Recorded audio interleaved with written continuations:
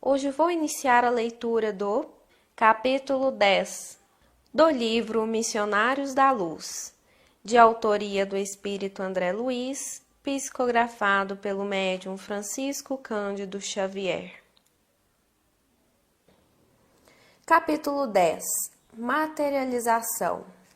Em virtude do meu interesse no estudo dos fenômenos de materialização, não hesitei em solicitar o prestigioso concurso de Alexandre, que se colocou gentilmente ao lado dos meus desejos. Nosso grupo, informou atencioso, não realiza trabalhos dessa espécie, mas não teremos dificuldade em recorrer a outros amigos. Temos companheiros devotados cooperando em núcleos de atividades dessa natureza. E porque revelasse minha profunda curiosidade científica, o orientador prosseguiu. Trata-se de serviço de elevada responsabilidade, porquanto, além de exigir todas as possibilidades do aparelho mediúnico, há que movimentar todos os elementos de colaboração dos companheiros encarnados, presentes às reuniões destinadas a esses fins. Se houvesse perfeita compreensão geral respeito aos dons da vida, e se pudéssemos contar com valores morais espontâneos e legitimamente consolidados no espírito coletivo, essas manifestações seriam as mais naturais possíveis, sem qualquer prejuízo para o médium e assistentes. Acontece, porém, que são muito raros os companheiros encarnados dispostos às condições espirituais que semelhantes trabalhos exigem. Por isso mesmo, na incerteza de colaboração eficiente, as sessões de materialização efetuam-se com grandes riscos para a organização mediúnica e requisitam um número dilatado de cooperadores do nosso plano. Compreendo, intervim, valendo-me de pequena pausa do generoso instrutor. Muitas vezes, quando envolvidos da carne, não sabemos conduzir a pesquisa intelectual. Certíssimo, exclamou o meu interlocutor benevolente. Se a indagação científica estivesse acompanhada de seguros valores do sentimento, do caráter, da consciência, outras seriam as realizações em vista da luz de espiritualidade acesa para o caminho. Mas quase sempre somos assediados pela exigência repleta de pretensões e daí os fracassos inevitáveis. O orientador amigo continuou a série de esclarecimentos morais, belos e edificantes, e esperei ansioso o instante de observar esses serviços prodigiosos dos trabalhadores espirituais, os quais se realizam com grande surpresa para os estudiosos da crosta. Alexandre, delicado como sempre, obsequiou-me com todas as providências necessárias. Amigos atenciosos incumbiram-se de atender minha curiosidade sadia e fui notificado de todas as medidas levadas a efeito. Na noite aprazada, Alexandre, que me proporcionava a satisfação de seguir-me de perto, conduziu-me à casa residencial, onde teria lugar uma assembleia diferente. A reunião seria iniciada às 21 horas, mas com antecedência de 50 minutos, estávamos ambos ali, na sala íntima, acolhedora e confortável, onde grande número de servidores do nosso plano iam e vinham. Os trabalhos eram superintendidos pelo irmão Calimério, entidade superior à condição hierárquica de Alexandre, que, recebido carinhosamente por ele, assim se externou depois de apresentar-me. Venho até aqui no propósito de atender ao aprendizado do companheiro. André desejava inteirar-se quanto aos serviços de materialização e tomei a liberdade de apresentá-lo. Entretanto, não nos encontramos aqui como simples observadores. Se possível, trabalharemos também. Alexandre, replicou Calimério, muito gentil, evidenciando extrema delicadeza de trato. A tarefa é de todos nós. Proporcione ao nosso novo amigo todos os valores de que possamos dispor e desculpem-me se não posso assisti-los pessoalmente. A supervisão dos trabalhos da noite permanece a meu cargo. Todavia, estejam à vontade. E fixando em mim os olhos muito lúcidos, acentuou: observar para realizar é serviço divino. Demandamos, respeitosos, o interior doméstico. Admiradíssimo, notei a enorme diferenciação do ambiente. Não havia ali, como em outras reuniões, a que assistira a grande comunidade de sofredores às portas. A residência particular, onde se efetuariam os trabalhos, chegava a ser isolada por extenso cordão de trabalhadores de nosso plano, num círculo de 20 metros em derredor. Percebendo minha estranheza, Alexandre explicou: aqui é indispensável o máximo cuidado para que os princípios mentais de origem inferior não afetem a saúde física dos colaboradores encarnados, nem a pureza do material indispensável aos processos fenomênicos. Em vista disso, torna-se imprescindível insular o núcleo de nossas atividades, defendendo-o contra o acesso de entidades menos dignas, por meio de fronteiras vibratórias. Observando a extensão dos cuidados postos em prática, perguntei: se é preciso tamanho zelo no que se refere ao nosso campo de serviço, não se fará a mesma exigência aos companheiros encarnados com a função de assistentes? Alexandre sorriu, compreendendo a sutileza de minha interrogação, e respondeu: todo o perigo desses trabalhos está na ausência de preparo dos nossos amigos da crosta, os quais, na maioria das vezes, alegando impositivos científicos, se furtam a comezinhos princípios de elevação moral. Quando não se verifica o devido cuidado por parte deles, o fracasso pode assumir características terríveis, porque os irmãos que estabelecem as fronteiras vibratórias no exterior do recinto não podem impedir a entrada das entidades inferiores, absolutamente integradas com as suas vítimas terrenas. Há obsediados que se sentem tão bem na companhia dos perseguidores, que imitam as mães terrestres agarradas aos filhos pequeninos, penetrando recintos consagrados a certos serviços, com que não se compadece ainda o espírito infantil.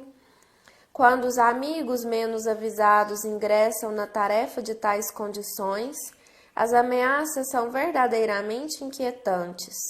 Então aqui, considerei, não devem entrar as vítimas do vampirismo. A rigor, não deviam entrar, falou o instrutor sorrindo, mesmo porque há outros centros onde podem ser socorridas. Mas, algumas vezes, a caridade fraternal aconselha a tolerância, mesmo em ambientes como este.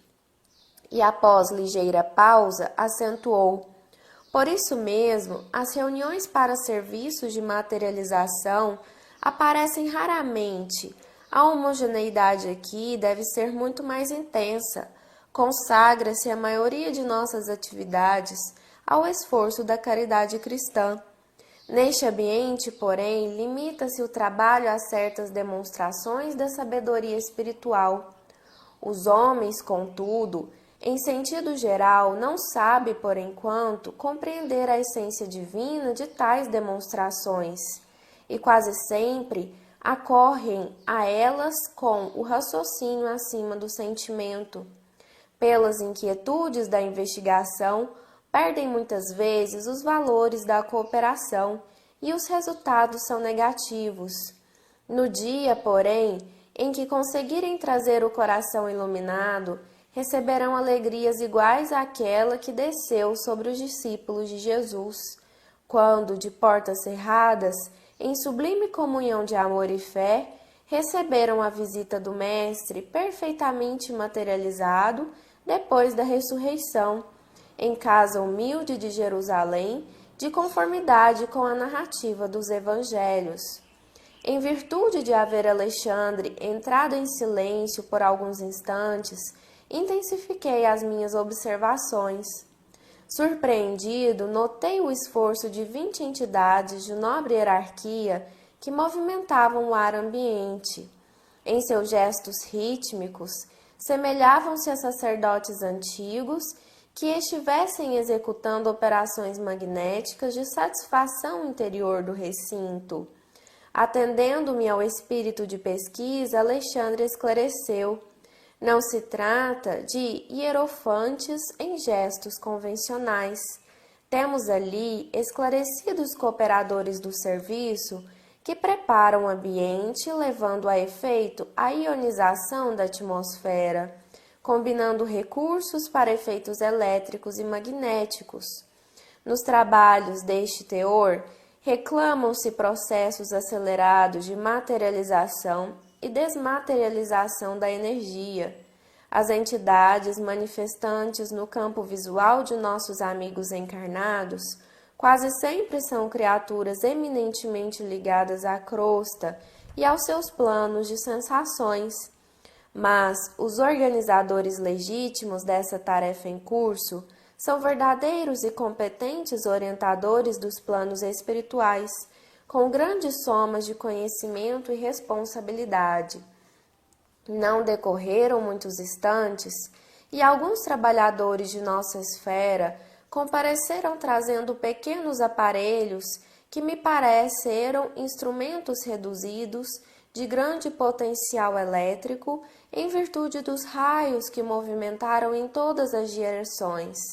Minha curiosidade não tinha limites. Estes amigos, explicou o meu generoso instrutor, estão encarregados de operar a condensação do oxigênio em toda a casa.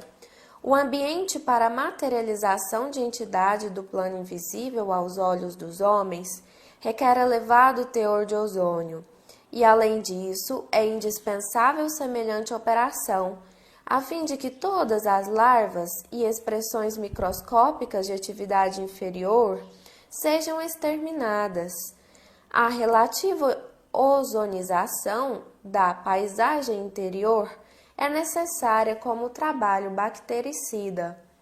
E depois de um gesto significativo acrescentou: o ectoplasma, ou força nervosa, que será abundantemente extraído do médium, não pode sofrer sem prejuízos fatais a intromissão de certos elementos microbianos. Logo após, reparei surpreendido o trabalho de várias entidades que chegavam do exterior, trazendo extenso material luminoso. São recursos da natureza, informou-me um instrutor solícito, que os operários de nosso plano recolhem para o serviço. Trata-se de elementos das plantas e das águas, naturalmente invisíveis aos olhos dos homens, estruturados para reduzido número de vibrações. E serão aproveitados nos trabalhos da noite? Perguntei. Sim, esclareceu Alexandre paciente. São mobilizados pela ação dos orientadores. Nesse instante, pessoas familiarizadas com a reunião penetraram a sala, tomando os lugares que lhes eram habituais. Estabeleceu-se entre os encarnados ligeira conversação, na qual se comentavam os trabalhos levados a efeito anteriormente. Não se passaram muitos minutos e a jovem médium, afável e simpática, deu entrada no recinto acompanhada por diversas entidades, dentre as quais se destacava um amigo de elevada condição, que parecia chefiar o grupo de servidores. Esse exercia considerável controle sobre a moça, que a ele se ligava por tênues fios de natureza magnética. Sentindo-me a insopitável curiosidade, o orientador esclareceu: o controlador mediúnico é o irmão Alencar, que também foi médico na terra. Calimério é o dirigente legítimo, encarregado da supervisão dos trabalhos em nosso círculo. Como notasse minha estranheza, Alexandre reiterou: Alencar é orientador do aparelho mediúnico para as atividades de materialização propriamente ditas. Aproximemo-nos dele. Muito sensibilizado, recebi a saudação do novo amigo que nos acolheu afetuosamente. Ser-nos-á muito útil a presença de ambos, disse-nos, fixando meu instrutor, em particular, porquanto necessitamos de colaboradores para o auxílio magnético ao organismo mediúnico. Estamos à sua disposição, acentuou Alexandre satisfeito. Tomaremos lugar entre os seus assistentes. Alencar agradeceu num gesto expressivo de sincero contentamento. Entre os colaboradores figurava uma criatura muito querida ao meu orientador. Tratava-se de Verônica, que havia sido exímia enfermeira na crosta e que me colocou à vontade conversando amavelmente. Irmão Alexandre, disse ela, depois de rápidos momentos de palestra carinhosa, iniciemos o auxílio magnético. Precisamos incentivar os processos digestivos para que o aparelho mediúnico funcione sem obstáculos. Não tive ensejo para interpelações verbais. Alexandre, porém, endereçou-me significativo olhar, convidando-me a incentivar observações. Ele, Verônica e mais 3 assistentes diretos de Alencar colocaram as mãos, em forma de coroa, sobre a fronte da jovem, e vi que as suas energias reunidas formavam vigoroso fluxo magnético que foi projetado sobre o estômago e o fígado da médium, órgãos estes que acusaram imediatamente novo ritmo de vibrações. Concentraram-se as forças emitidas gradualmente sobre o plexo solar, espalhando-se por todo o sistema nervoso vegetativo e, com espanto, observei que se acelerava o processo químico da digestão. As glândulas do estômago começaram a segregar pepsina e ácido clorídrico em maior quantidade, transformando rapidamente o bolo alimentar.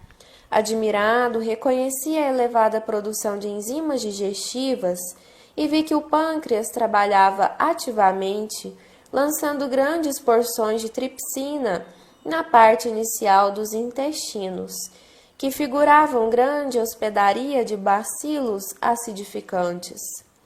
Valendo-me da oportunidade, analisei o fígado que parecia sofrer especial influenciação, notando-lhe a condição de órgão intermediário, não somente com funções definidas na produção da bile, mas também exercendo importante papel nos fenômenos nutritivos, relacionado com a vida nos glóbulos do sangue.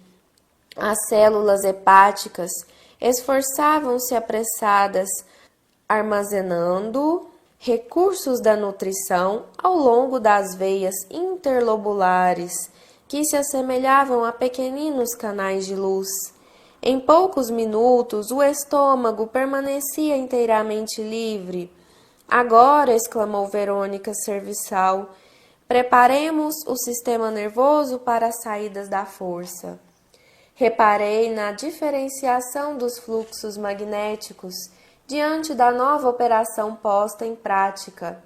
Separaram-se os assistentes de algum modo e, enquanto Alexandre projetava a energia que lhe era peculiar sobre a região do cérebro, Verônica e os companheiros lançavam os recursos que lhe eram próprios sobre todo o sistema nervoso central, encarregando-se cada um de determinada zona dos nervos cervicais, dorsais, lombares e sacros. As forças projetadas sobre a organização mediúnica efetuavam limpeza eficiente e energética, porquanto vinham espantado os resíduos escuros que lhes eram arrancados dos centros vitais. Sob o fluxo luminoso da destra de Alexandre, o cérebro da jovem alcançava brilho singular, como se for espelho cristalino. Todas as glândulas mais importantes resplandeciam à maneira de núcleos vigorosos, excitados por elementos sublimes.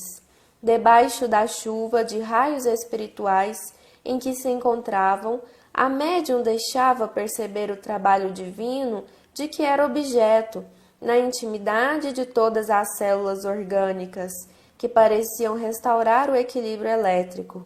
Terminada a tarefa, Alexandre acercou-se de mim, observando ante a minha indisfarçável curiosidade.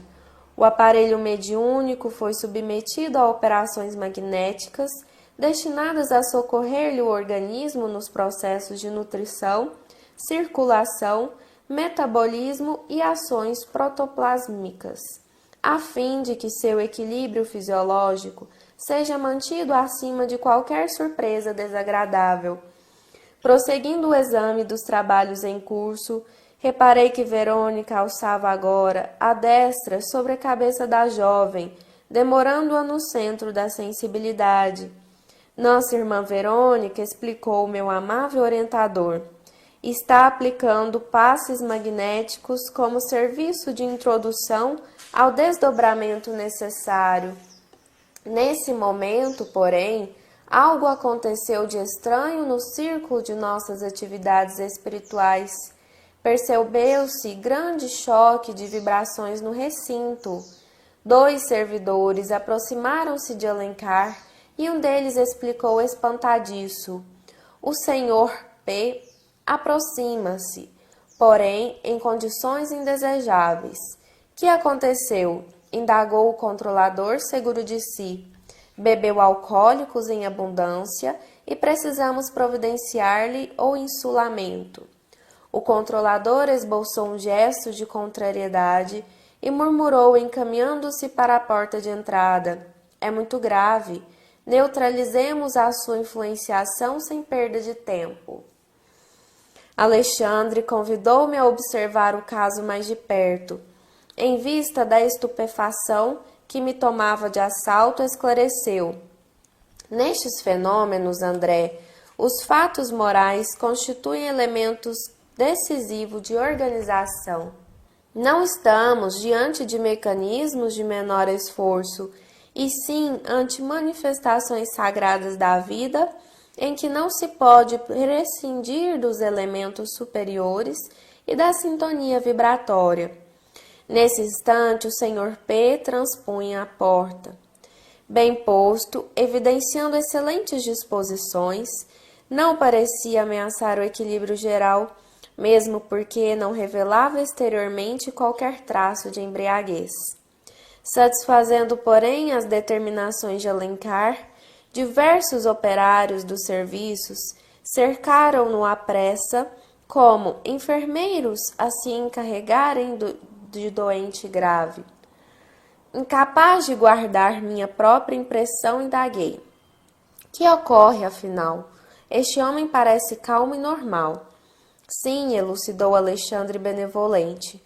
Parecer não é tudo. A respiração dele, em semelhante estado, emite venenos. Em outro núcleo poderia ser tratado caridosamente, mas aqui, atendendo-se à função especializada do recinto, os princípios etílicos que exterioriza pelas narinas, boca e poros são eminentemente prejudiciais ao nosso trabalho. Como vemos, há necessidade de preparação moral para qualquer trato. A viciação em qualquer sentido, antes de tudo, deprime o viciado, mas perturba igualmente os outros. Recordei a função do álcool no organismo humano, mas bastou que a lembrança me aflorasse de leve para que o instrutor me esclarecesse imediatamente. Você compreende que as doses mínimas de álcool intensificam o processo digestivo e favorecem a diurese, mas o excesso é tóxico destruidor. As emanações de álcool de cana, ingerido pelo nosso irmão em doses altas, são altamente nocivas aos delicados elementos de formação plástica que serão agora conferidos em nosso esforço, além de constituírem sério perigo às forças exteriorizadas do aparelho mediúnico. De fato, pouco a pouco se sentia, embora vagamente, o cheiro característico de fermentação alcoólica. Reparei que o Sr. P. foi cercado pelas entidades operantes e neutralizado pela influenciação delas, à maneira do detrito anulado por abelhas laboriosas, em plena atividade na colmeia. Prosseguiram os serviços normalmente.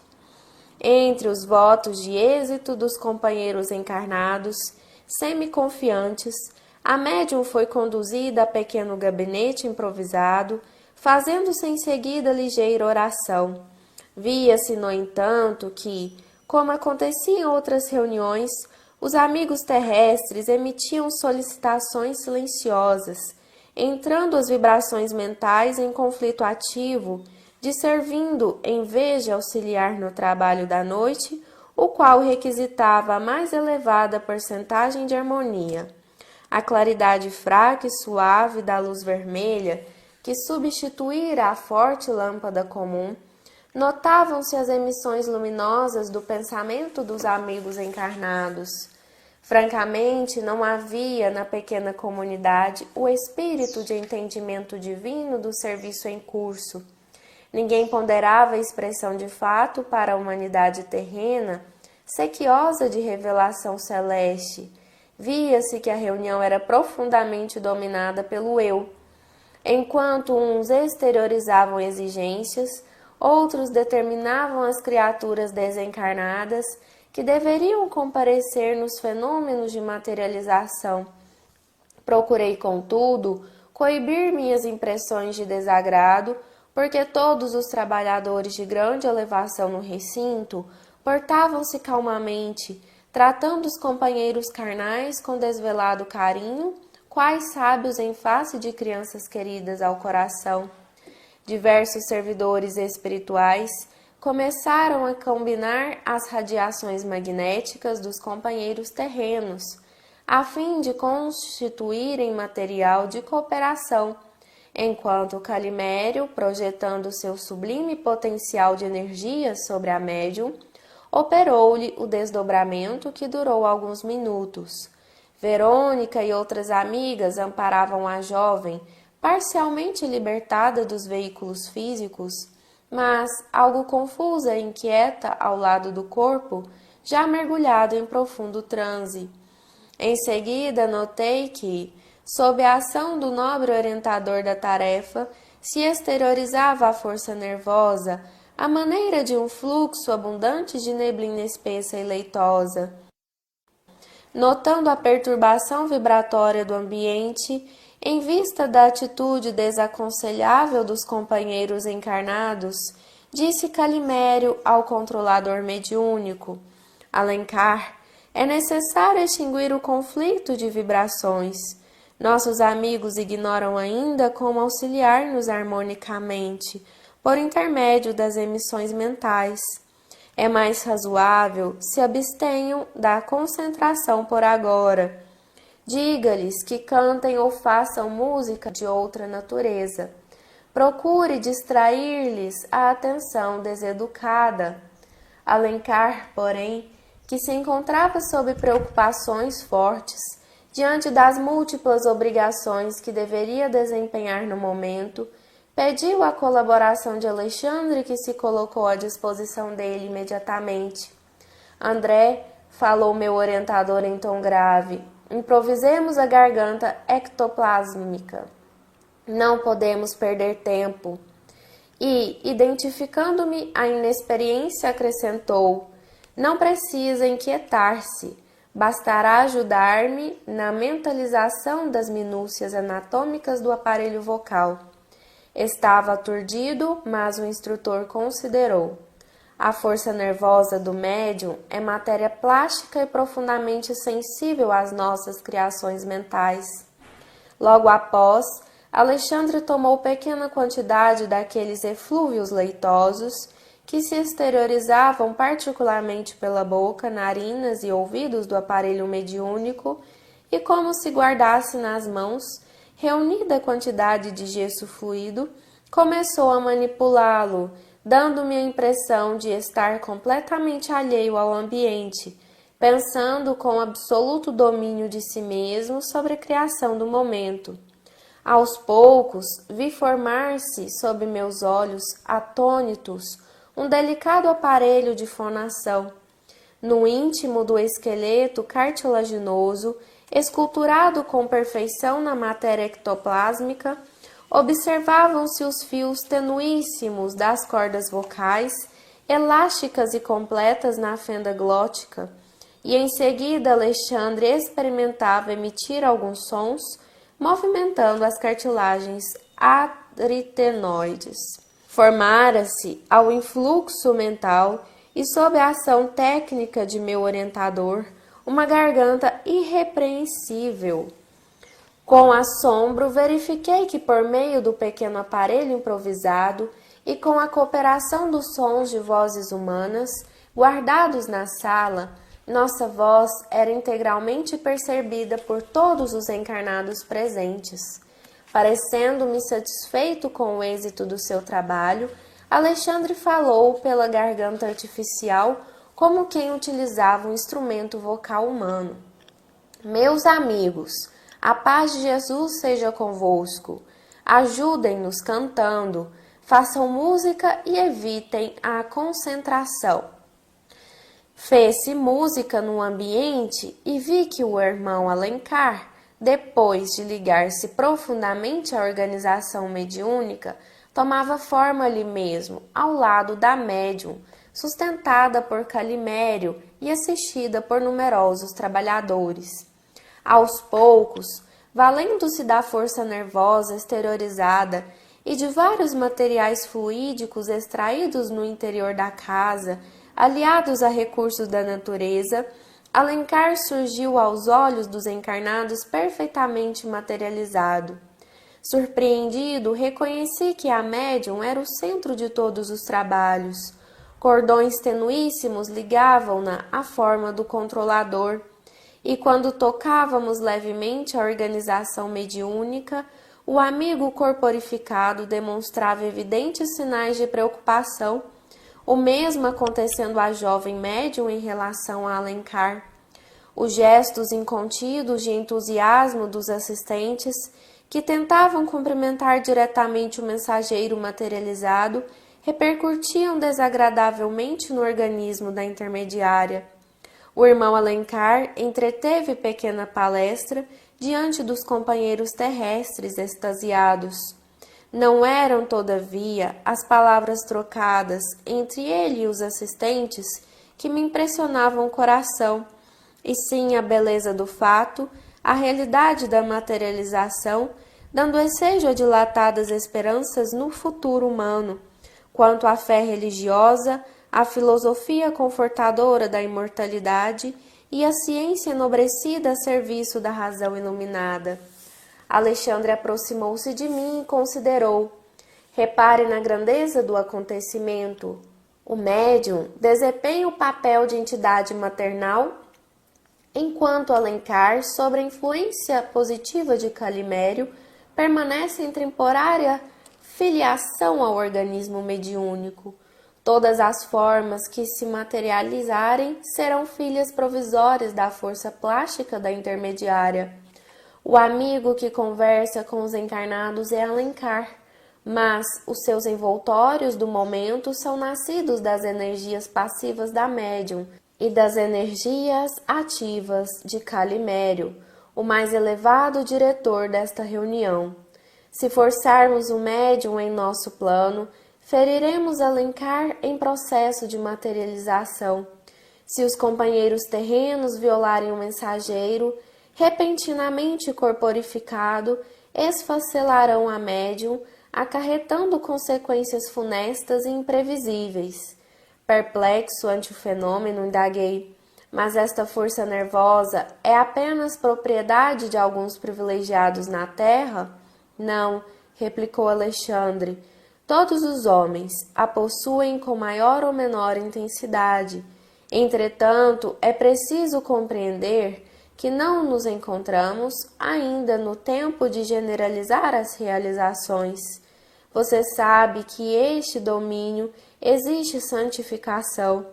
O homem não abusará no setor do progresso espiritual, como vem fazendo nas linhas de evolução material, em que se transformam prodigiosas dádivas divinas em forças de destruição e miséria.